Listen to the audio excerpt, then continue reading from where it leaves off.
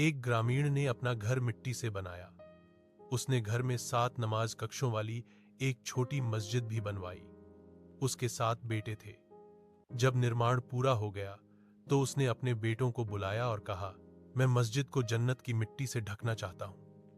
तुम सब भाई जाओ और जन्नत की मिट्टी ढूंढ कर ले आओ। बेटे इस बात को लेकर चिंतित थे कि जन्नत में मिट्टी कहां से लाएं।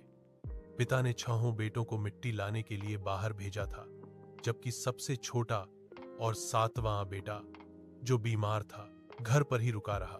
जब भाई शाम को थके, हारे और खाली हाथ घर लौटे तो उन्होंने क्या देखा? छोटा भाई मिट्टी से भरे बोरे में बैठा था। पिता ने पूछा, बेटा, घर बैठे बैठे तुम्हें जन्नत की मिट्टी कहां से मिल गई? बेटे ने कहा, मैं दिन भर अपनी मां के पीछे पीछे चलता रहा।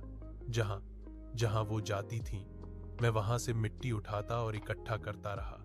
यही वो मिट्टी है